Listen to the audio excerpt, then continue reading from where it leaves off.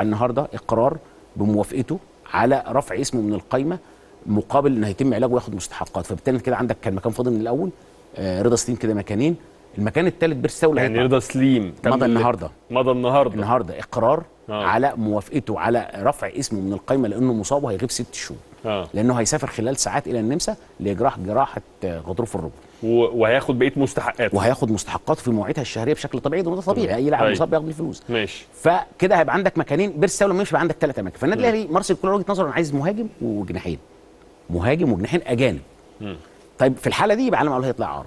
دي وجهه نظر كابتن محمود الخطيب، ما زال متمسك باخر امل ان يعيد علي معلول، لكن مارسيل كولر عايز علي معلول يطلع وبيرستاوي يمشي ورضا سليم يمشي، وبالتالي عايز 3 مهاجم وجناحين. اخيرا عنوان بيقول 3 ملفات شائكه داخل القلعه الحمراء اللي هم يوسف ايمن وكهربا واكرم توفيق. انا هقول لك حاجه كده صغيره جدا. اللاعبه دانا شوقي لاعبه الكره الطايره اللي كانت بتلعب في